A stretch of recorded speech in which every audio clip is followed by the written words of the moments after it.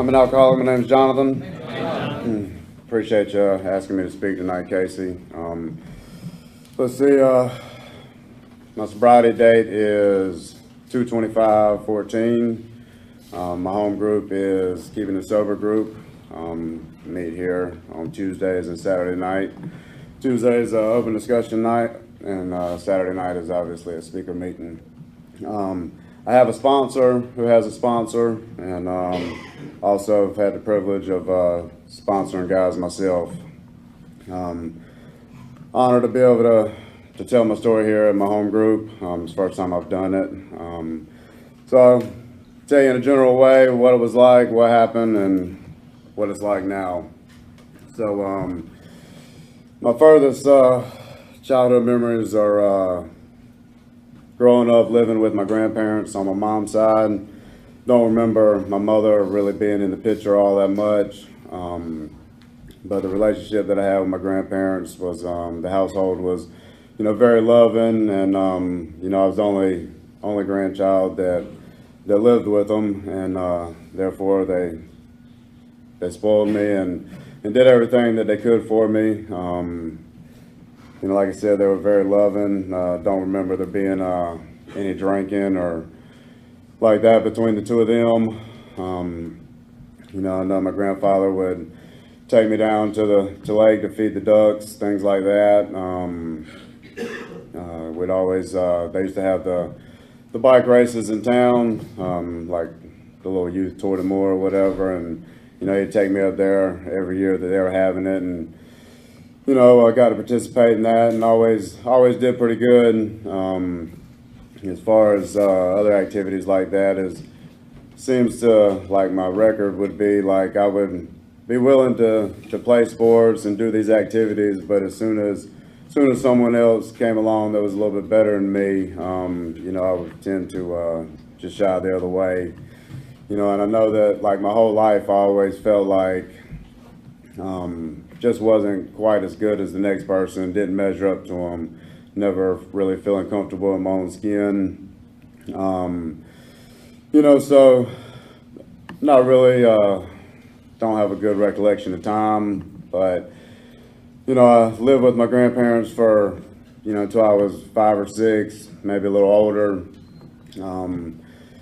My dad was not in the picture either at the time. And, I don't think that was because he didn't want to be. It was just, I'm not sure. He just wasn't there at the time. But what I know is I was up playing at a friend's house one day after school.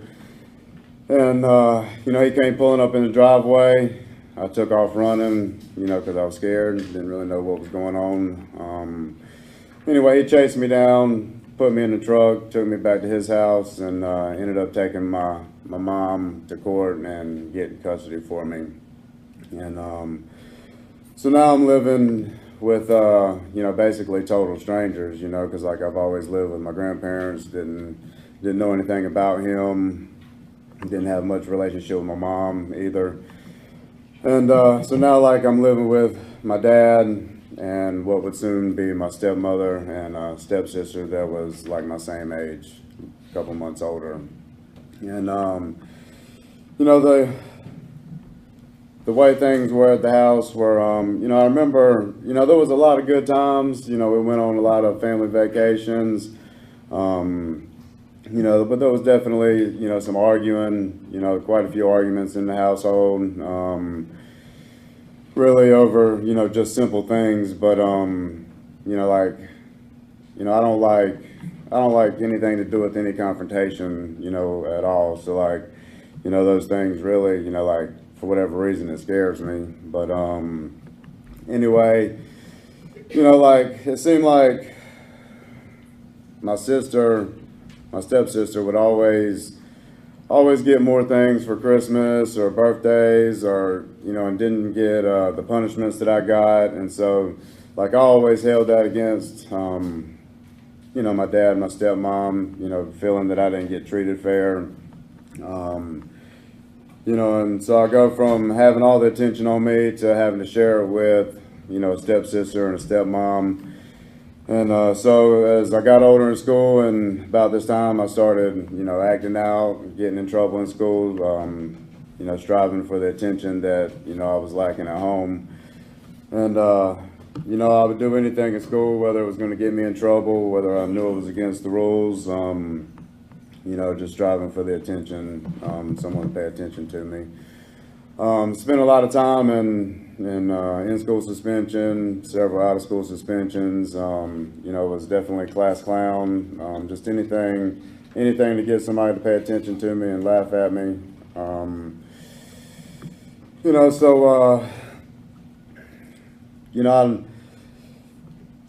I don't remember, when I told my first lie, but I know that like I had alcoholic behavior, way back. I learned real early on, when I did something that was going to cause me to get in trouble or lose something that I liked, that like, I could tell, I could lie and say it wasn't me or I didn't do it. And, sometimes, those lies were believed and I wouldn't get in trouble. So like I learned that, to lie and manipulate any chance I could to not have to deal with those consequences.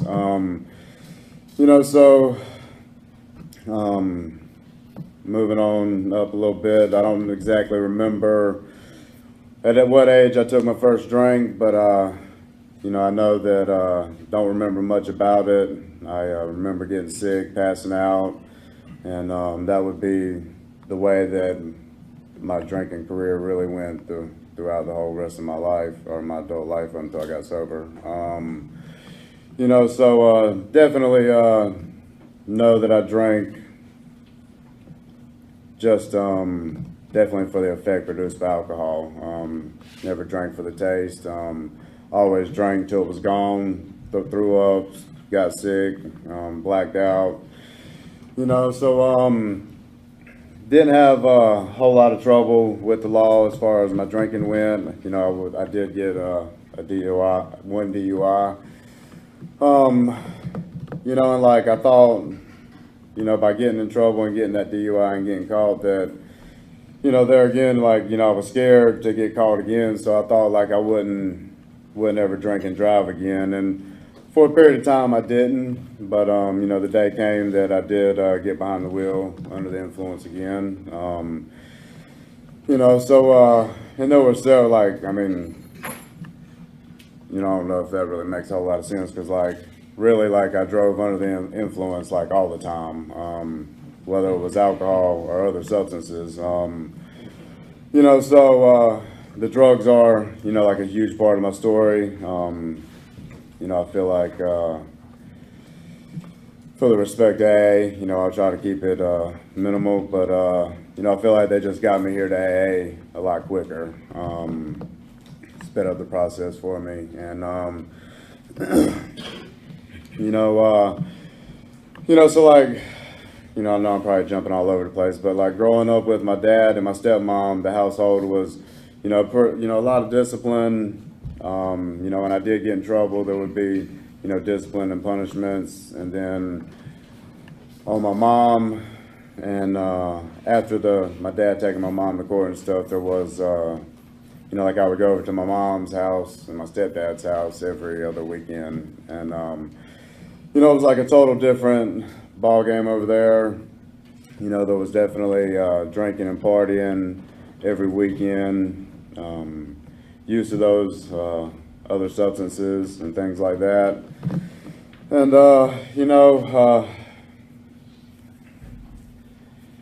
I really don't know, somewhere, during high school, I definitely started using those substances. And over the years, like, it started out where like I had control, just did it on the weekends, did it at parties, and eventually as time progressed, like, the things became like a necessity instead of a luxury.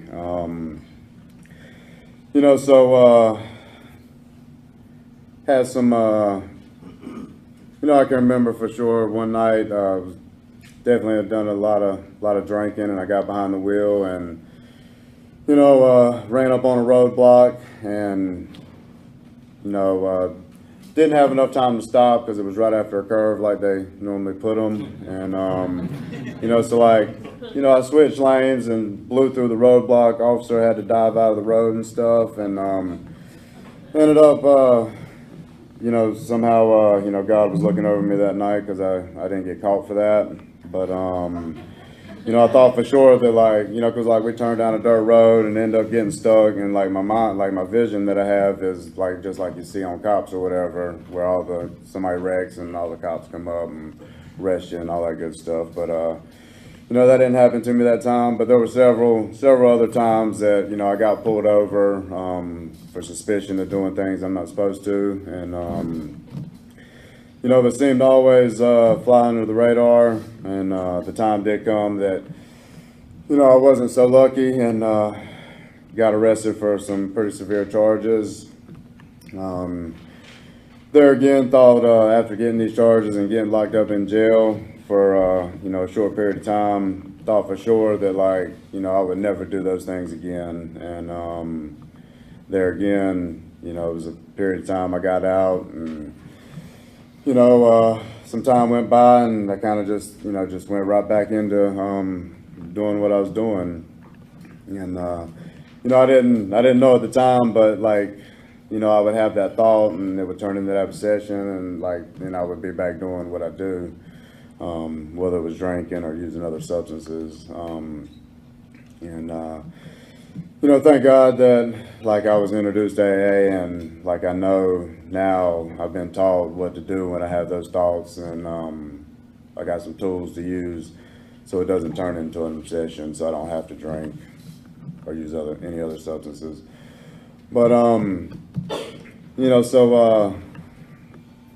anyway, over the period of this time, I'm getting as I'm getting older, I'm seeing friends that I went to school with and people that I hang out with, they're growing up and they seem to be maturing and buying vehicles and houses and having families, and and that stuff, I'm just burning through relationship after relationship, not really getting anywhere in life, wanting those things, but just really just not even understanding how someone could even have those things. My dad would call me up and have conversations like buying some property and building a house because, I know how to do those things because I'm in construction, been doing construction my whole life. And, I knew in the back of my mind, that those things were never, were not even a possibility for me. And it would make me mad that he would even call and talk to me about them because I couldn't, I didn't understand why he didn't understand that those things were never going to happen for me. And,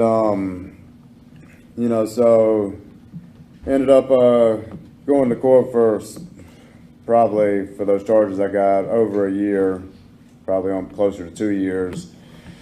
And ended up getting convicted and did a little bit more time. And I remember in one of those times being locked up that some guys at the county brought, I'm pretty sure it was at Moore County, when they brought an AA meeting in there. Absolutely don't remember anything that was talked about or discussed or anything, but I do remember them coming. And I remember, being locked up and, trying to,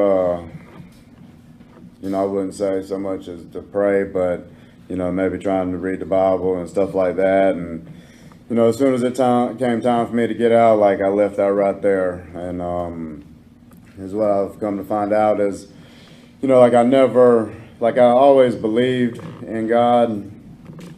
I've been to church several times, not really on a regular basis, but just never, is what I come to find out after coming to AA is I just didn't know how to form a relationship. When I would go to church, I would feel the presence of something, and but just didn't ever know how to build a relationship with God.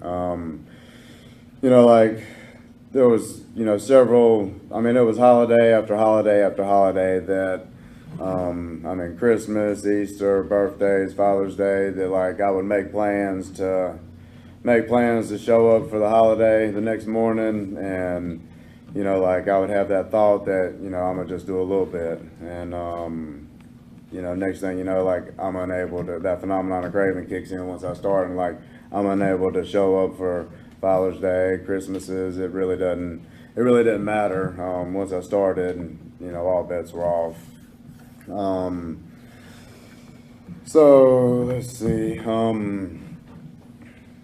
So like through all this time, like the progression and the use and the drinking it's just getting worse and worse. You know, like I'm unable to pay bills, getting vehicles repossessed, getting threatened to get kicked out of the place we're living in. You know, and really just lying and manipulating others to get my way through life. You know, so I was through all this, I was able to keep the job that I had since I was probably 18. I kept it for, you know, 10 or 11 years, and you know, I feel like my boss that I did work for at the time was definitely a little bit of an enabler to a degree. You know, he would there would be several weeks that I wouldn't even show up for work. You know, lay out all the time, late for work. When I've been arrested, he's helped me pay for lawyers. You know, so just no real consequences with the job. And eventually, you know, the time came that he had had enough, and, you know, I was let go. And after losing that job, like it seemed to be a lot harder to get and hold on to a job. You know, struggled with even staying working for a while. And, you know, so like things just kept getting, you know, worse and worse and worse. Never better. You know, there would be periods of time that like I would switch from one thing to another and things might get a little bit better, but I would always be going back to the things that brought me down the most. So I guess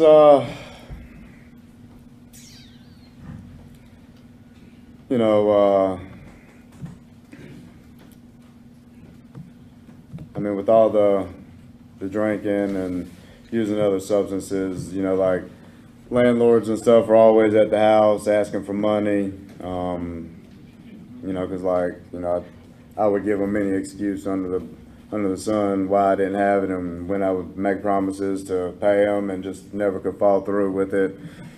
And you know, so really is what happens is, you know, like my girlfriend at the time, you know, she moves out, and like I'm stuck with myself, you know, and I think that, you know, by that happening, that like that's gonna enable me to, or that's gonna help me to like quit doing the things that I'm doing.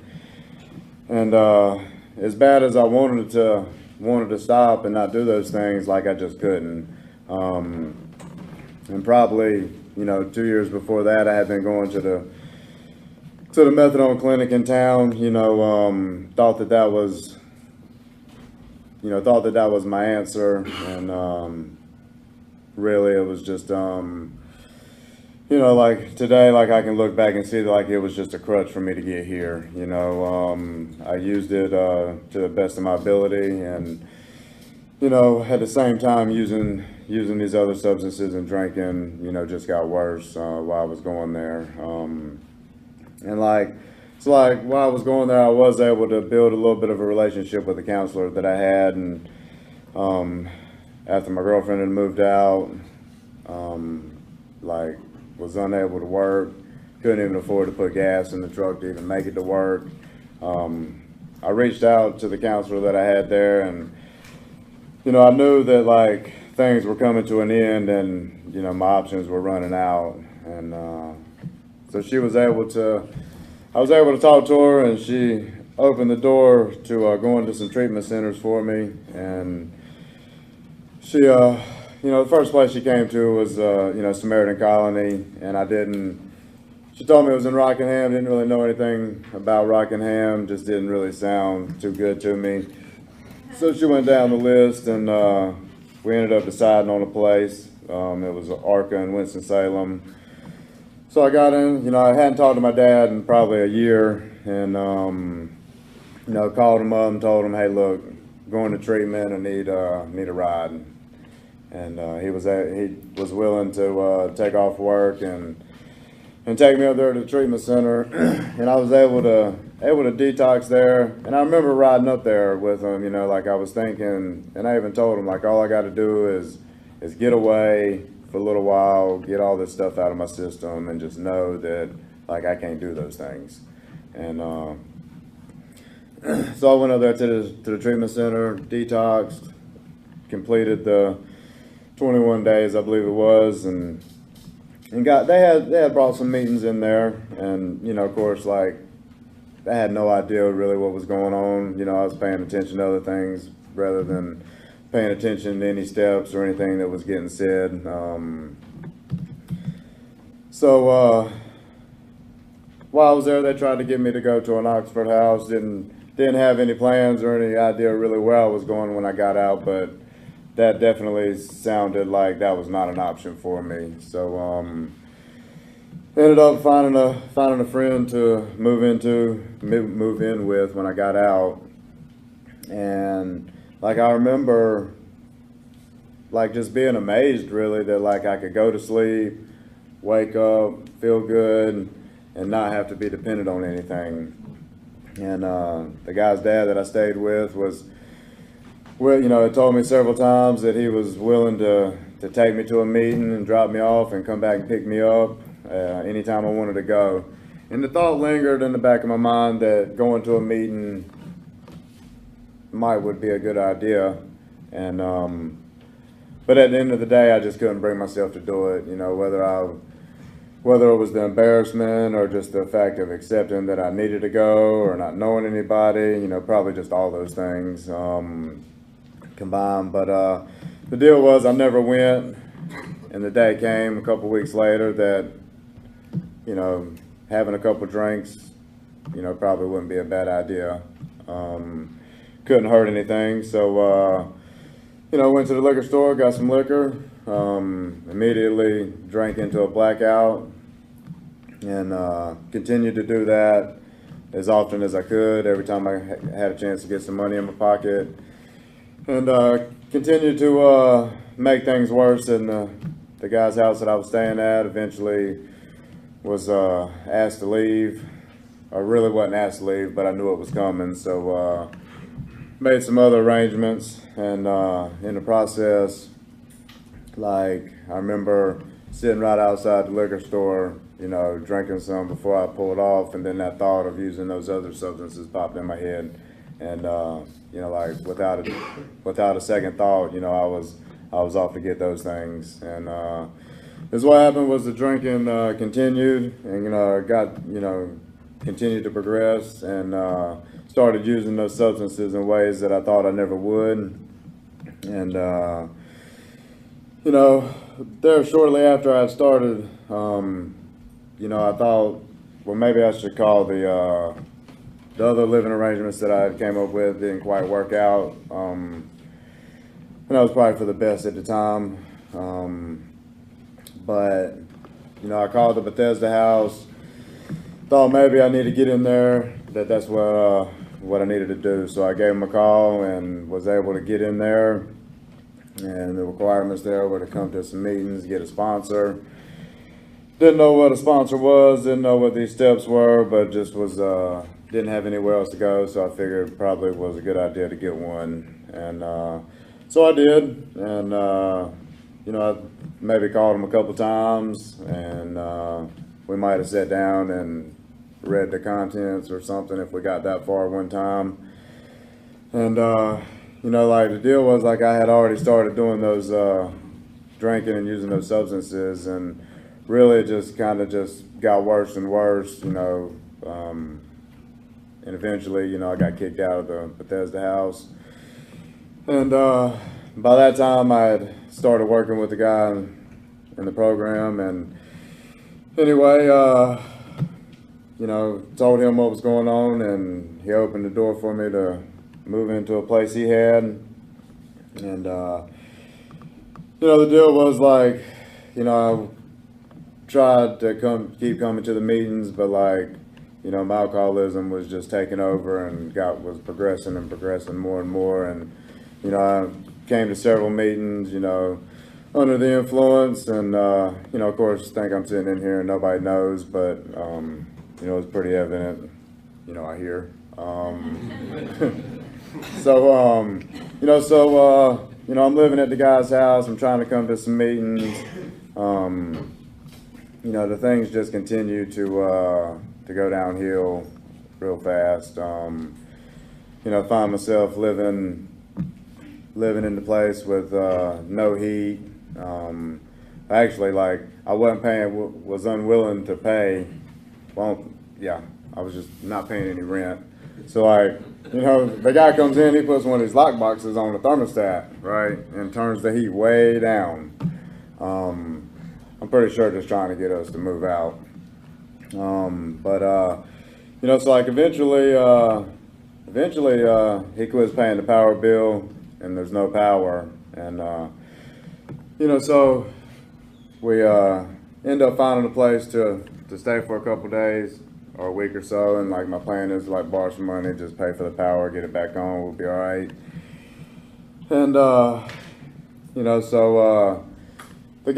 people that we stayed with for a while, they were nice enough to let us stay there, and like I'm unable to even follow not that they told me the rules were not to come home high, but like like I come home high, like, and they're like, you gotta go. So anyway, packed our stuff up, rode back by the house to get some clothes or whatnot and figure out what we were going to do.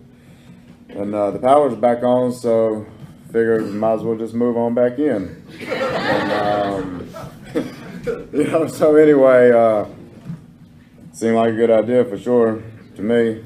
There was nowhere else to go. But anyway, what it took was the guy showing back up and just, letting me know that, like, look, I'm called the sheriff's department. If you're not willing, just go and move out by yourself. And so anyway, like I had this plan in my mind all the time, because like from coming to the meetings the few times that I did, like I was able to see like some guys here that I knew, and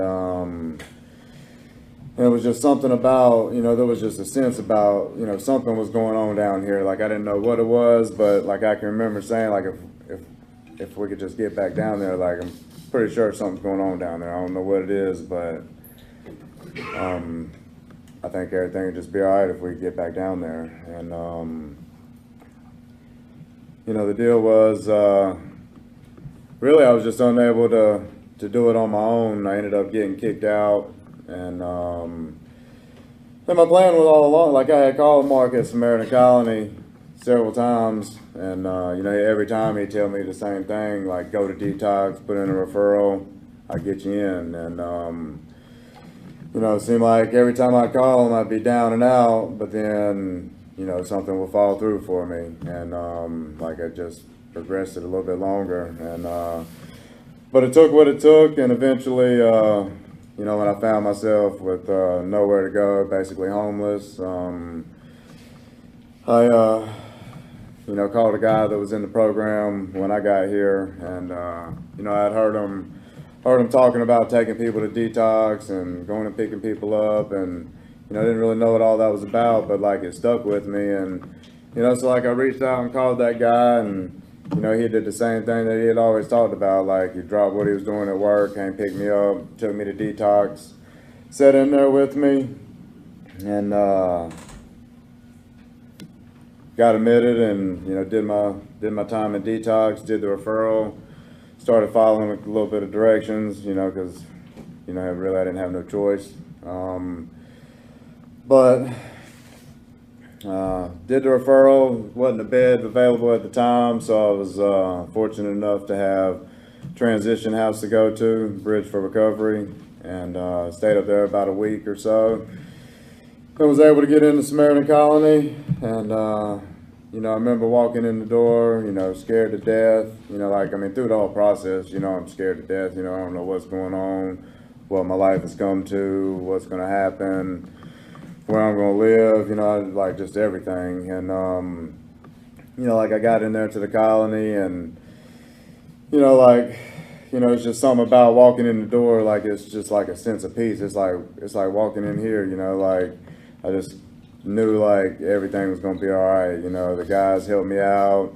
We got into the book, reading the chapters and doing the first few steps, and like had no idea like what was going on, what all this powerlessness meant, turning my will over to God, like, no idea, just clueless, but like being willing to ask some other guys and just ask for some direction, like I was able to work through it and do a fourth and fifth step,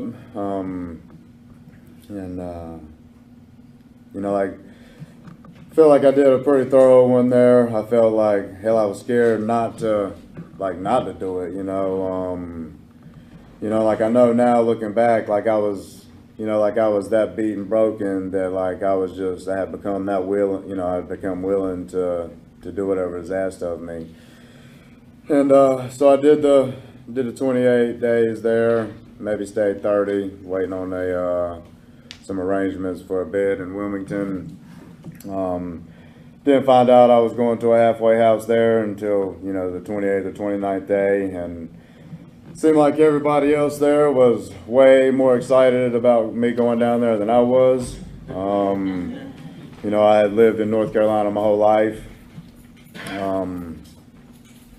but like I was willing to go, so I did, and got down there to Wilmington, not knowing anybody, scared to death. Really just kind of fell in with the guys that were going to the meetings, and continued to do like I was taught, like in Samaritan, to get on my knees and pray and ask for help to stay sober, and write a gratitude list, read some spiritual readings, and at nighttime thank them for staying sober, and to get a sponsor when you got out and go back through the steps again. And so that's what I did. I got down there and got a sponsor, and continued to do those things that I was taught.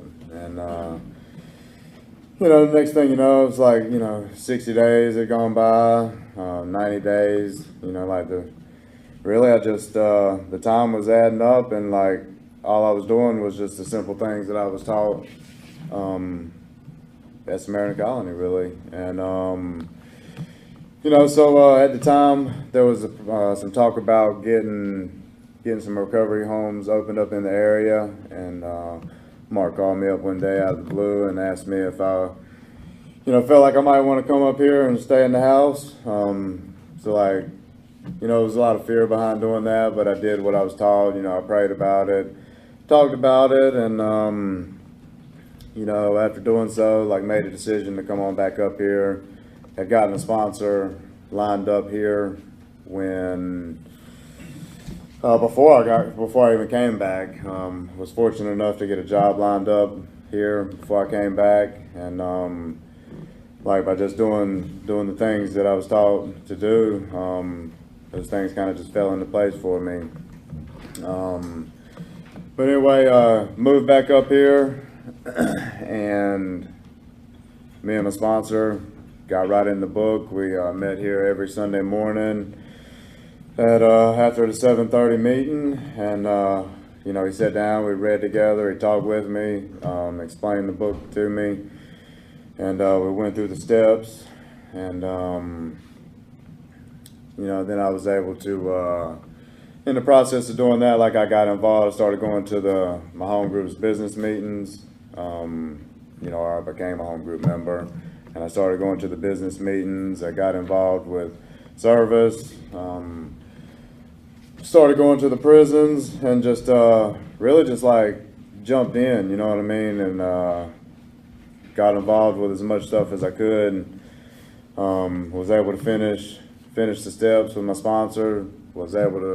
Been able to start working with other guys and share with them the stuff that my sponsor shared with me, and take them through the steps. And like, I've been able to work with some guys and see them struggle and also see like when that light bulb goes off. Like I heard guys in here talk about that when I, was early and didn't really know what they were talking about. But, I've been able to experience that, and,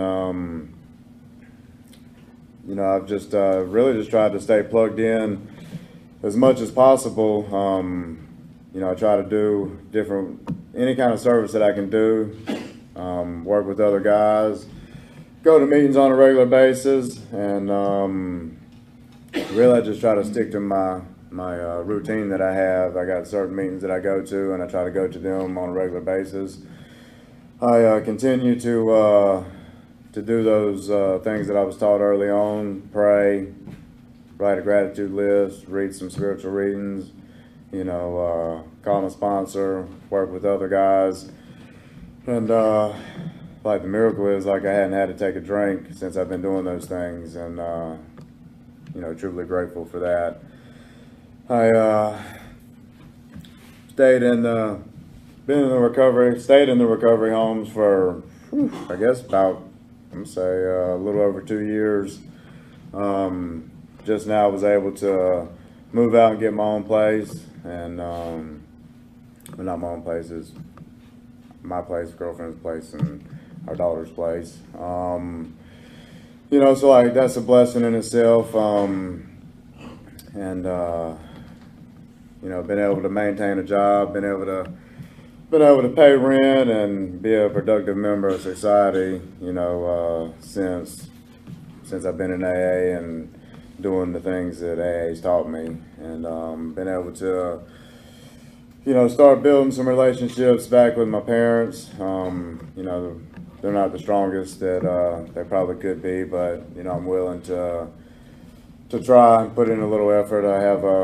I do have a brother that is like 25 or something. Don't even have any relationship with him at all, except for the past year or so. So like that's a whole new experience in itself. So like really just being able to get up and like the thing is, like, doing AA and going through the 12 steps, like, really it's taught me a whole new way of life. I never knew how to treat others or to think about others' feelings. It was just always all about me. And, really just been blessed to be able to be introduced to the program. I mean, it's really just an amazing journey.